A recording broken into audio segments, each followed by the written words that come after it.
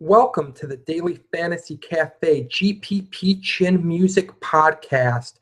And like Shawn Michaels before me, this Chin Music's going to have a winning ring to it. Today's podcast is going to highlight some of the top plays in GPP games at DK and FanDuel. And before I get any further, I should introduce myself. I'm the host today at BChat50, and I'm stepping in for an under the weather at Big Italy 42. I expect to see him back hopefully tomorrow. But for now, you get me trying to keep things on the rails, flying solo today. And should be a fun one. Covered the GPP picks for Daily Fantasy Cafe. Those will be up on the website for your reading pleasure. But we're going to dive into them. Maybe look at a few other names that aren't in today's article that were also up for consideration. But without further ado, let's start with the top strikeout pitcher for tonight, at least in my estimation, Collin McHugh of the Houston Astros. Certainly Francisco Liriano has high strikeout potential, but against the Detroit Tigers lineup, I'm going to be fading him on both DK and FanDuel. But Collin McHugh I will not be fading. He's at home against a Oakland Athletics lineup. McHugh enjoyed a breakout 2014 campaign, which was fueled in part by an uptick in fastball velocity, but also really by revamping his pitch mix. He went from leaning on his sinker a little bit more in years past to basically scrapping it almost entirely last year. Threw four-seam fastballs almost exclusively in terms of fastballs, but really wasn't a big fastball pitcher. Used his breaking balls more than half the time last year, and the uptick in using those resulted in more swinging strikes, and more swinging strikes resulted in a strikeout rate of almost 25% last year. So big strikeout potential at home. So you don't necessarily love the ballpark factors, but backed by a good offense that's got some very good right-handed hitters who are facing a lefty tonight. So I expect McHugh to get some run production behind him, get some of that necessary run support for picking up the W. And Vegas is in agreement. Vegas has McHugh as a betting favorite tonight. I want a piece of that betting favorite with the strikeout upside. If I'm in GPPs at DraftKings where the strikeouts are rewarded more heavily than at FanDuel, McHugh looks like a good SP1 to me. I'll be backing him there by Brandon Morrow on a number of rosters. Morrow is pitching in the game with the lowest betting total of 6.5 tonight, pitching at Petco Park, so you know he's backed by a very pitcher-friendly ballpark, and really good results in his first start. Really like what his pitch FX data looks like, was throwing hard. The four-seam fastball was cooking, and did a really good job of keeping the ball on the ground, which isn't necessarily super important at Petco Park. But when you've got an outfield of Justin Upton, Will Myers, and Matt Kemp, really a center fieldless defense in terms of actual defensive skills, not necessarily a bad thing that he's keeping the ball in the dirt. And can't serve up a home run if you're keeping the ball on the ground either. So love the price point of Brandon Morrow on both FanDuel and DraftKings. He is my favorite pitcher tonight. He will be the most heavily rostered pitcher tonight. Doesn't quite have the strikeout upside of McHugh, but did strike out 7 in 7 innings in his first start, so he certainly has that strikeout per inning potential. And the Arizona Diamondbacks lineup, not exactly a daunting one, so I expect a reasonably high floor for a GPP pick, which is always nice. Not necessarily necessary, but not a bad thing. Lower floor, and probably equal ceiling is featured by Brett Anderson, who's cheaper. Backed by the Dodgers offense, should get run support tonight. The thing that I like best about Anderson, beyond keeping the ball on the ground, is that he is left-handed. And by being left-handed, that's going to take a bite out of Robinson Cano's production and Kyle Seager's. Those are two of your three big bats in the Mariners lineup. Nelson Cruz being the other. You might see Anderson dance around Cruz tonight, which would be understandable. Cruz is absolutely cruising. Sorry for the terrible pun, but Cano, not as good against left-handed pitching as right-handed pitching. Basically a league average-ish hitter against lefties, whereas he's one of the best hitters in the game with the righty on the hill. So that's a big downgrade in his offensive talent. And Kyle Seager, below average hitter against lefties, well above average hitter against righties. So Anderson holds a platoon advantage there. I like him at his price point. One other name you can consider, assuming that you're expecting Kyle Gibson to get knocked around a little bit by the red-hot Kansas City Royals offense, Edinson Volquez, decent price point, not a ton of strikeout potential. He's not missing bats as much as he was in his, I wouldn't even call them peak years, in his wild years where he walked the yard but also struck out everybody and their brother. So if you're looking for a swerve play that's not listed in today's GPP Chin Music article, Edison Volquez is a guy that was brought up on the FanDuel Punch-Out podcast earlier by Spencer Limbach. And so I do like Volquez is a slightly different play, but he's going to be less rostered than this trio for me. Catcher, top play at catcher for me is Buster Posey, namely at DraftKings, where his price point's a little bit more reasonable than at FanDuel. Gets the lefty on the hill tonight. Doesn't have the park factors bonus that you'd like to see. AT&T Park, really bad for really good at suppressing runs, really bad for hitters. But Posey has gap-to-gap power, isn't relying on necessarily reaching the seats to tally a hearty point total. He can drive in some runs, can rack up multiple hits. This is a guy that hits for average, gets on base by the walk, and can reach the seats. I mean, it's certainly not such a spacious ballpark that Posey can't deposit one of the seats and provide a fan a souvenir tonight. I really like the matchup with Tyler Madzik.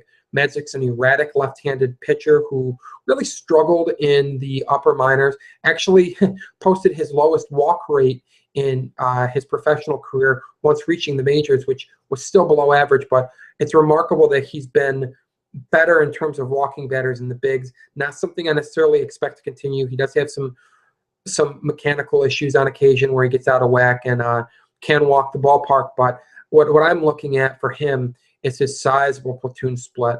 Right-handed batters absolutely raked against Madzik last year, and they raked against him in the upper minors, so this isn't exactly a new development. Pair his platoon split with that of Buster Posey, and you've got yourself a very favorable matchup that I will take Buster Posey in. If you want to take Tyler Madzik, I will shoot me an @ message on Twitter. Maybe we can have some fun recreational wagering here. We'll keep it fun, but I'll take Posey to Madzik tonight. Brian McCann is my other play at catcher that I like. He's left-handed, so he's going to get the favorable platoon side of things against Bud Norris, who is absolutely dreadful against left-handed batters. Going to be playing at Camden Yards, so while he's doesn't get that short right field porch at Yankee Stadium, does get a nice sizable park factor, favorable park factor for hitting home runs at Camden Yards, at least for left-handed batters. So in GPPs, you want some power, you want some guys that can reach the seats.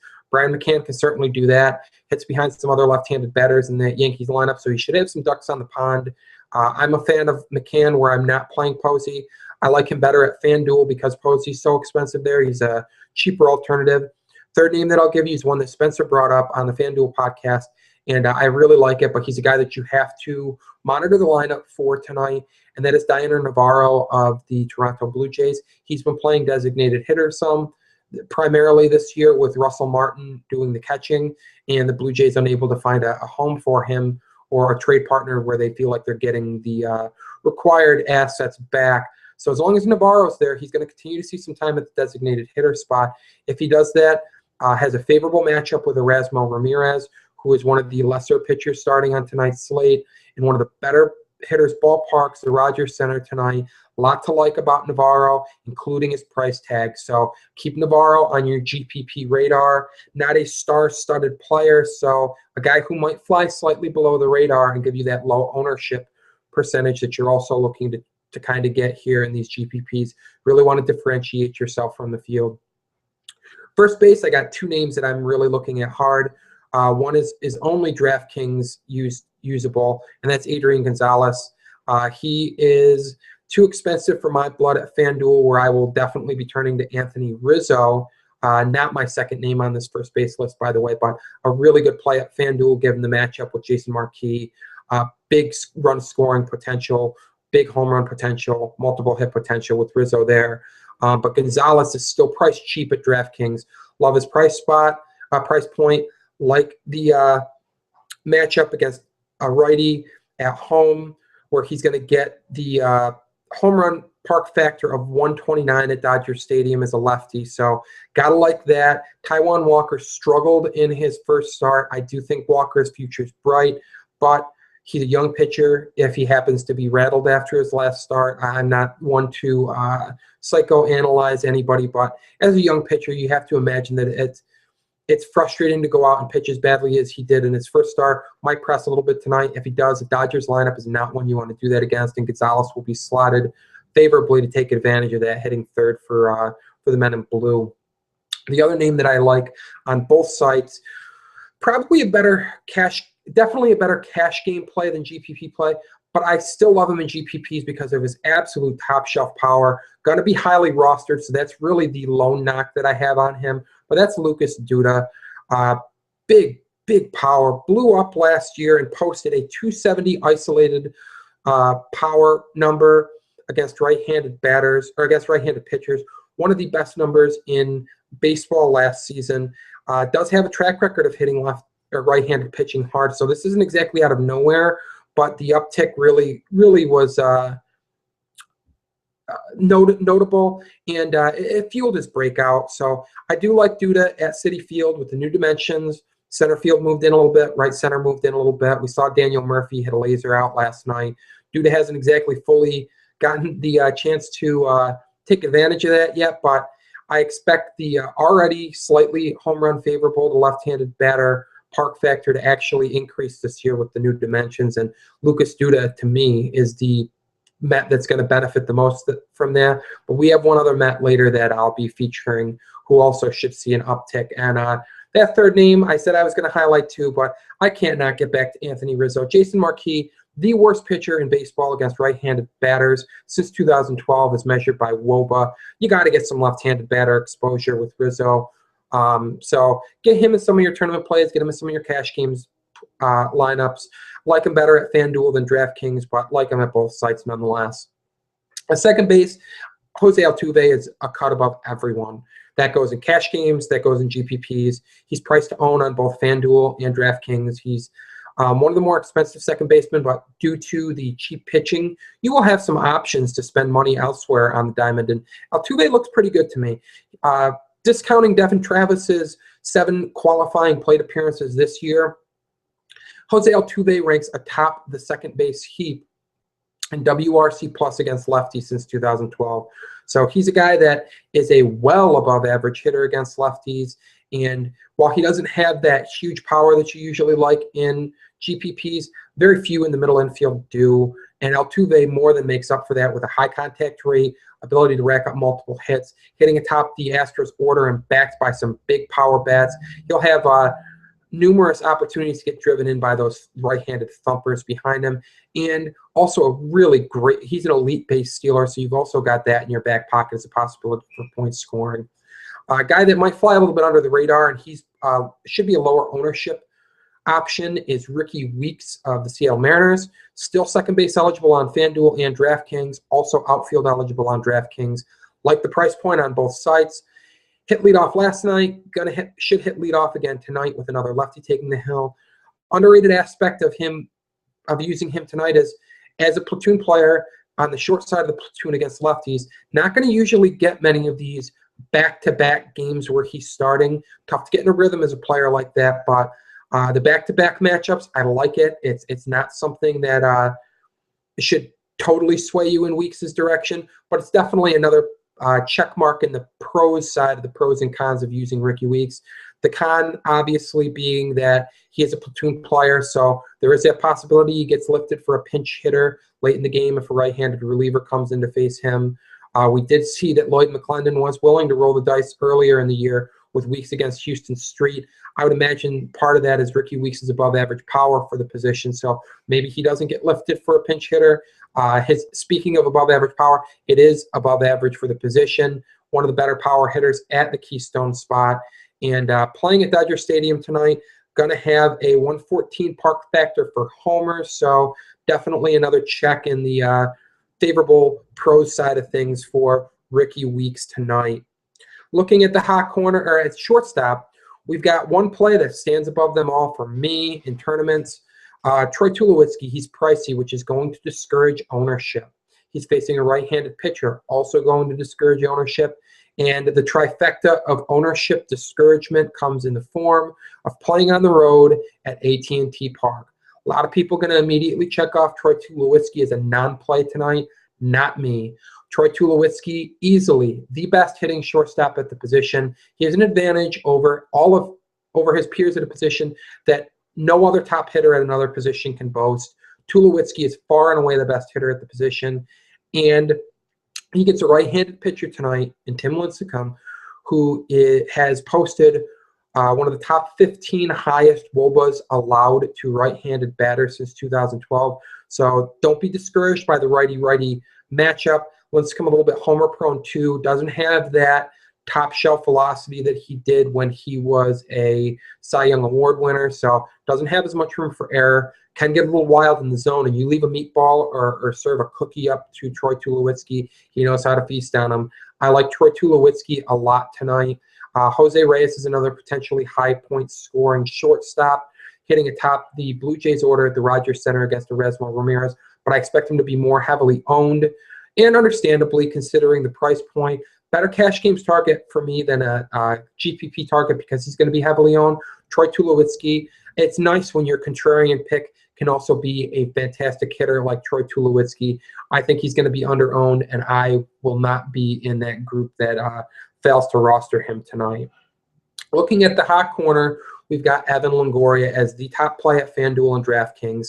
He is a guy who I expect to be heavily owned on both sites, so you're not getting that low ownership that we usually seek, but sometimes you got to roll with the herd. This is an okay situation too. He's facing soft tossing lefty Mark Burley. Longoria hammers left-handed pitching.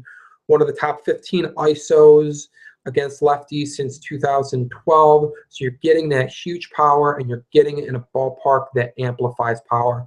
The Rogers Center boosts both doubles and triples hitting and homers. So as a right-handed batter, Longoria really going to get a boost there in both of those factors. Facing a pitcher with low velocity that doesn't have a lot of room for error. If Burley misses in the zone, expect Longoria to put a charge into the ball. Hitting in a favorable lineup spot for the Rays as well. So going to get that high run production upside. Got a chance for multiple hits. Got a chance for extra base hits. Runs batted in. Runs scored. All those things that you look for from your top GPP targets. And the price point is very conducive to owning. So really love Longo tonight. At DraftKings, you can consider Matt Carpenter. A little too pricey for my blood on FanDuel, but Carpenter gets a favorable matchup against Willie Peralta. Going to hit leadoff as a left-handed batter. Going to get the platoon advantage against Peralta. At third base, another name that Spencer brought up. We got Mike Moustakas at FanDuel. Cheap, hitting number 2. Good matchup with Kyle Gibson. So Gibson doesn't strike out many left-handed batters, so you're going to get the ball in play. Might get a couple hits from Moustakas.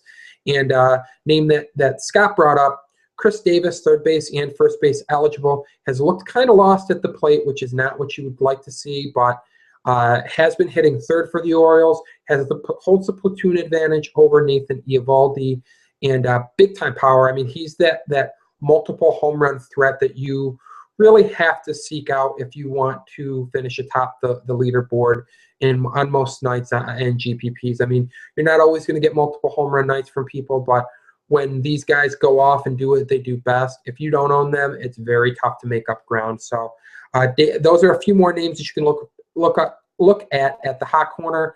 But my top target is going to be Evan Longoria, and it's not even close. In the outfield, always deep, but Jacoby Ellsbury, leadoff hitter for the New York Yankees. Like him against Bud Norris. As I noted earlier, Norris struggles mightily with left-handed batters. Camden Yards enhances power to left-handed batters.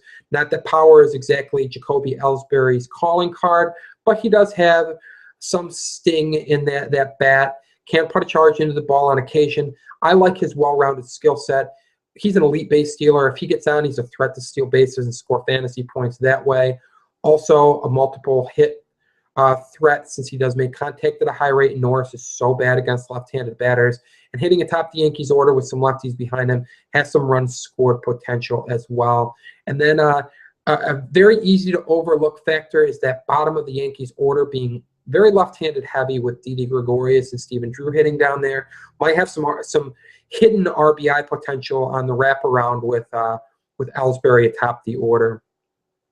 Getting back to the Houston Astros and that right-handed power against Drew Pomeranz that I talked about, Chris Carter's the guy that I love. Dropped to 6th in the order last night. I would expect him to move back up into the top 5 with a southpaw on the hill tonight. Minute Maid Park, great ballpark for hitting for power. Chris Carter has prodigious pop. We're not talking pop gun pop. This is thunder and lightning, big boom stick here with Chris Carter. Can really hit the ball a long way. And Drew Pomeranz, as a left-handed pitcher, is going to be playing right into his wheelhouse. He ranked in the top 10 in ISO among qualified hitters against left-handed pitchers since 2012. So we're talking real, very real raw power, and I'm chasing some Chris Carter home runs. Should actually be surprisingly low owned because he's off to a slow start. So added benefit is of owning somebody with this kind of power potential that's off to a slow start is that he's probably not going to be highly owned. So if you get that multiple home run night that Carter's more than capable of, then you're going to be leaps and bounds ahead of the field who is not using him. More thump. We got Travis Snyder of the Baltimore Orioles. Mentioned Eovaldi struggles with left-handed batters already. Snyder hitting 5th lately for the Baltimore Orioles, with Chris Davis moving back up to the 3rd spot in the order. Really like Snyder's power. This will be the 3rd time I said this today on a podcast, but it bears repeating. Ranked 9th last year according to baseball heat maps in average home run and fly ball batted ball distance. So the guy has big raw power, and that's what you're seeking. And with Baltimore's favorable ballpark factor for home runs, Snyder looks like a pretty good play, getting the platoon advantage over Nathan Eovaldi. Given his previous struggles in the big leagues, his since 2012 numbers are held back, might result in some slightly lower ownership than a guy with his raw power and upside would normally see. But if you can get him, the price point is fairly good on both FanDuel and DraftKings, so I will be rostering him heavily. We're going to go back to New York, and we're going to go back for another leadoff hitter. Curtis Granderson, leading off for the Mets, had a very good night last night against David Buchanan. Gets another favorable right-handed pitching matchup with Jerome Williams. Threat to reach base multiple times. Unfortunately, the Mets lineup's a little bit banged up with Michael Kadire and David Wright hurting, but does have Lucas Duda not far behind him in the lineup. And Jerome Williams, very bad against left-handed batters, so that plays into Granderson's strength with an ISO north of 200. We got a guy that has some home run pop in his bat. Big fan of Grandy tonight, willing to work a walk and a steal from John Sterling. Yes, the Grandy man can, and I think the Grandy man will deliver a big game tonight for daily gamers who use him on DraftKings and FanDuel. Looking at a couple other names that we've got going tonight that warrant some rostership. I'm going to go back to the Dexter Fowler well. It hasn't worked out too well, but Jason Marquis is going to actually be the best matchup of some favorable matchups he's seen in the last few days. So as a switch hitter hitting atop the Cubs lineup, I think there's some serious runs scored potential, and I really like Dexter Fowler a bit tonight. He's a guy that maybe isn't going to be highly owned because he really hasn't delivered the last few nights. You can always go back to the Nelson Cruz well, but I expect high ownership there. And Brett Anderson does a good job of keeping the ball on the ground. So not necessarily a super favorable matchup, and the high ownership is going to deter me from using him in GPPs. I really want to separate myself from the pack there. So probably not going to use Blackman. I'll throw a name out there that Scott brought up during the DK podcast. $3,800 on there. That's Charlie Blackmon. Much better at home and much better against right-handed pitchers at home than on the road. But at $3,800 against Tim Lincecum, if Messi Lincecum shows up, he's in the catbird seat for run scoring, hitting atop the Rockies lineup. So there is some potential there, but the price point is good. And I'll give you one more name. We're going to go back to Baltimore. We're going to grab another left-handed pitcher against Nathan Eovaldi, and that's Alejandro De Aza. Cheap to use, has a little bit of pop in his bat, can run a little bit, and if those left-handed bats hop all over Nathan Eovaldi, then you're going to want that leadoff hitter in Baltimore, and that's Alejandro De Aza. So we're looking at both leadoff hitters in that game. A lot of leadoff hitter love, it seems, tonight from me. But that's going to do it for your outfield rankings, and that's going to do it for the GPP Chin Music podcast for the day. Make sure that you are getting some of these guys in your lineups because we want you to win cash. I want you to win cash. I'm certainly going to be using these picks to try and take down some big prizes tonight, and you should be as well. We'll see you later. Stop back at Daily Fantasy Cafe to check out all of our great content. And right now, we have a PGA Golf DFS article up. It's the first on our website. And so get ready for Thursday's event. Make sure you're reading up on that as well. We are getting bigger, folks, and we're bringing you more great content. So stay tuned. In the meantime, good luck in your games tonight, and win big. Take care.